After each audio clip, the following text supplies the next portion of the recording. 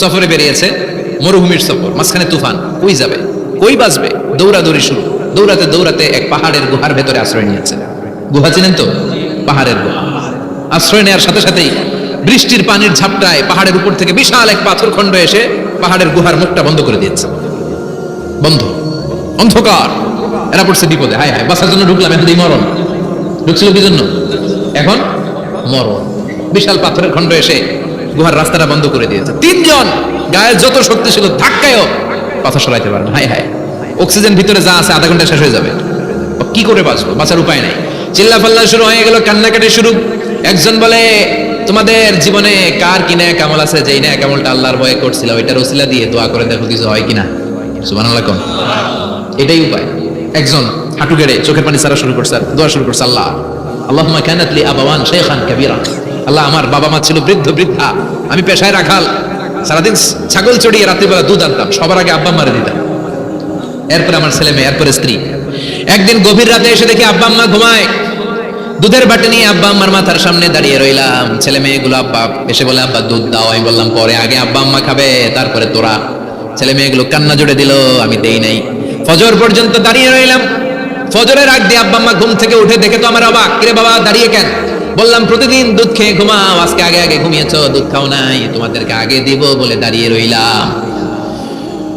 আল্লাহর ডেকে বলে, আল্লাহ ওই দিন সারা রাত দুধের বাটি নিয়ে মা বাবার শিওরে আমি দাঁড়িয়েছিলাম, ফজরের সময় আব্বা আম্মারে দুধ খাওয়ালাম, তারপরে ছেলে মেয়েদেরকে দিয়েছিলাম, তারপরে স্ত্রীর মুখে দিয়েছিলাম। ও মাবুদ, ওই দিনের এই কাজটা আমি দুনিয়ার কাউরে খুশি করার জন্য করি নাই, শুধুমাত্র তোমার খুশি ছাড়া। ওই রাতের ইবাদত যদি তোমার দরবারে ভালো লেগে থাকে, ফাররিজ আন্না মা নাহনু ফি, আজকের বিপদের দিনে কেউ বাঁচানোর নাই, তুমি আমাদের বাঁচাও। ফানফাজারাত, মুহূর্তের মধ্যে 1/3 বিশাল পাথর খণ্ডটা 1/3 ডান দিকে সরে যায়, একপাশে সরে যায়। সামান্য আলো বাতাস ঢুকতে আরম্ভ করবে। এখন বাতাস ঢুকে, এখন বেঁচে থাকতে পারবে এই নিশ্চয়তা হইতেছে। সুবহানাল্লাহ কোন। এবার সে বলল, ভাই তোর কি আমল আছে বল। দ্বিতীয় জন হাঁটু গেড়ে আবার চোখের পানি ছেড়ে আল্লাহরে ডেকে বলে, মাবুদ আমার এক চাচাতো বোন ছিল, কানাত লি ইবনাতু আম জামিলা ওয়া কুনতু উহিব্বুহা কাআশাদ্দি মা ইউহিব্বুর রিজাল আন-নিসা। আল্লাহ সুন্দরী, অনন্যা, অপ্সরী, প্রিয়ংবদা, অনুসুয়া, গুণবতী, রূপবতী আমার এক চাচাতো বোন ছিল, তার প্রেমে আমি ছিলাম পাগল পাড়া, কিন্তু সে তো আমার ডাকে সাড়া দেয় না। অনেক চেষ্টা করলাম তারে পাওয়ার জন্য। চাচাতো বোন আমারে বলে, 100 স্বর্ণ মুদ্রা যেদিন দিতে পারবা ওই দিন আমারে পাবা।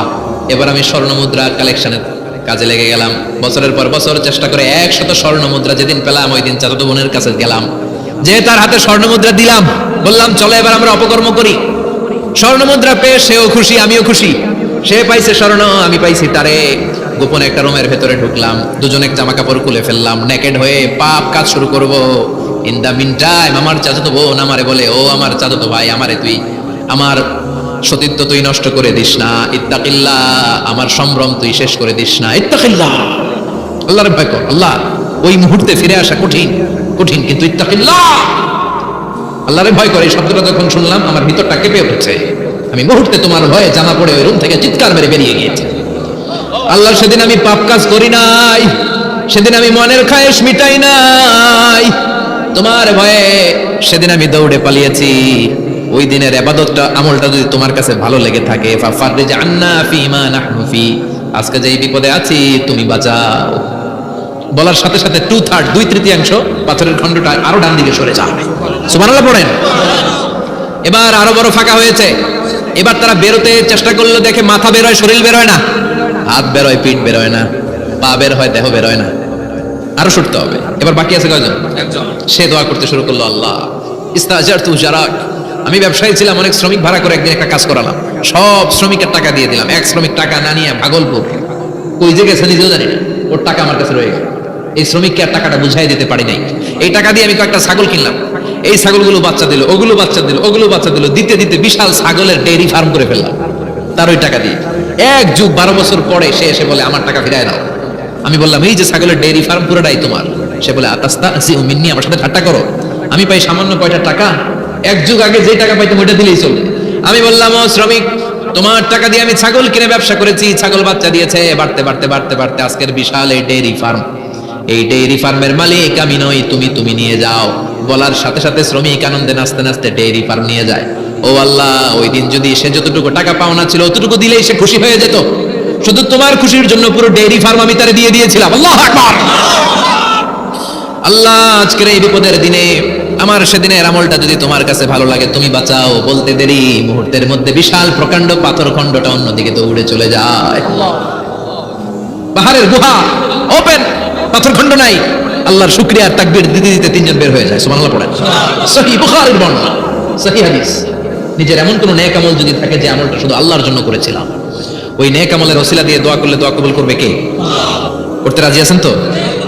এরকম অনেক শুনবেন, ক্যান্সারে আক্রান্ত, দুরারোগ্য ব্যাধি, বাংলাদেশের চিকিৎসা শেষ, ইন্ডিয়া গেছে, বাঁচবো 3 মাস, 9 মাস, এরপরে 7 বছর বাইসেছে। কেমনে বাঁচো? কেমনে? দোয়া, দোয়ার পাওয়ার আছে না নাই? তবে দোয়াটা দোয়ার মতো হতে হবে। সিনসিয়ার দোয়া ইজ লাইক এ মিসাইল। একনিষ্ঠ দোয়া এটা মিসাইলের মতো। মিসাইল হামলা করলে ইঞ্চি ইঞ্চি যেখানে মিসাইল বোমাটা পড়ার কথা ঠিক ওখানে পড়বে। ড্রোন হামলা করলে ঠিক ওখানে, ব্যালিস্টিক ক্ষেপণাস্ত্র নিক্ষেপ করলে লক্ষ্য বস্তু যেমনি ভিত করে, তেমনি দোয়ার মতো দোয়া করলে মুহূর্তেই দোয়া কবুল হয়ে যায়। আমরা দোয়ার মতো দোয়া করতে জানি না, কেমন করে দোয়া করতে হয় আমাদের জানা নাই, এজন্য দোয়াও কবুল হয় না। চিল্লায় কোন ঠিক কিনা? কিন্তু আল্লাহ ওয়াদা দিয়েছেন, উজিবু দাওয়াতাদ দাঈ ইযা, আমার বান্দা দোয়া করলে আমি দোয়া কবুল করি, আমার বান্দা চাওয়া মাত্রই আমি কবুল করে নেই। সুবহানাল্লাহ পড়েন। যত দোয়া আপনি করেছেন সব কবুল, সব, অল অফ ইউর দোয়াস আর অ্যাকসেপ্টেড, সব কবুল হয়েছে আল্লাহর কসম। অনেকে বলবে হুজুর এটা আবার কি কইলেন, এতক্ষণ তো ভালোই কইতেছিলেন, সব দোয়া আবার কবুল হয় কেমনে? আমি তো জীবনে কত কিছু চাইলাম, কত কিছু তো পাই নাই। আছে না এরকম? অনেকে অনেক পেরেশান, আফসোস করে, হুজুর চাইলাম আল্লাহ দিল না। 4টা মাইয়া, এবার কাবা ধরে চাই আইছি বলার কথা, এটা হইছে মাইয়া। আছে না নাই? 5টা ছেলে হইছে, মেয়ের জন্য বুকটা হাহাকার। হযে যে আরাফাতের ময়দানে চেয়ে আসলাম, এইবার হইছে আরেকটা বলা। আছে না নাই? কত কিছু চাইলাম, পাইলাম না, দিল না আল্লাহ, বলে না? আপনার সব দোয়া কবুল, তবে কবুল হওয়ার 3টা সিস্টেম আছে। কয়টা? 3টা। চান্দলার ভাইয়েরা মনে থাকবে? কয়টা? 3টা। আপনি যত দোয়া করছেন সব কবুল, কারণ আল্লাহর কাছে কিছু চাইলে আল্লাহ ফিরাইয়া দিতে জানে না। আল্লাহ জানেই না কেমনে ফিরাই দিতে হয়। সুবহানাল্লাহ কোন? চাওয়া মাত্রই আল্লাহ বলে অ্যাকসেপ্টেড, যা কবুল, দিব, দিব না এটা বলতে জানে না, চাওয়া মাত্রই বলে দিব। 3 সিস্টেম। নাম্বার 1, আপনি আল্লাহর কাছে দোয়া করলেন, চাইলেন, আল্লাহ বলে দিব, বলেই তিনি দিয়ে দেন আর আপনি খুশি হয়ে যান, পেয়ে গেলেন। নাম্বার 2, আপনি আল্লাহর কাছে দোয়া করলেন, চাইলেন, তখনও আল্লাহ বলে দিব, তবে এখন না, সবুর, একটু পরে দিব। কখন দিলে আমার জন্য ভালো, আমার চেয়ে ভালো জানে কে? আল্লাহ, পরে দিবে। নাম্বার 3, চাইলেন, দোয়া করলেন, আল্লাহ তখনও বলে দেব, তবে এখনো না, পরেও না, কিয়ামতের দিন যেদিন বিপদে পড়বে ওই দিন দেব। সুবহানাল্লাহ। যেদিন তোর বাবা তোরে চিনবে না, তোর মা তোরে চিনবে না, বন্ধু বন্ধুরে চিনবে না, পীর সাহেব মুরিদরে চিনবে না, মুরিদ পীর সাহেবরে চিনবে না, ইমাম সাহেব মুসল্লিরে চিনবে না, মুসল্লি ইমাম সাহেবরে চিনবে না, কেউ কাউরে চিনবে না, ওই কঠিন দিনে তোরে আমি বাঁচাইয়া দেব। তাই দোয়া যা করছেন ছোটবেলা থেকে আজকে পর্যন্ত, লস হয়েছে না লাভ? লস না লাভ? প্রতিদিন শতবার তাওবা ইস্তেগফার করতে রাজি আছেন? আল্লাহর জিকির করতে রাজি আছেন তো? আর বেশি বেশি দোয়া করতে রাজি আছেন? সবাই সবার জন্য দোয়া করবো, রাজি আছেন তো? আল্লাহ আমাদের সবাইকে কথাগুলো বোঝার, আমল করার তৌফিক দান করুক। আমরা পড়ি।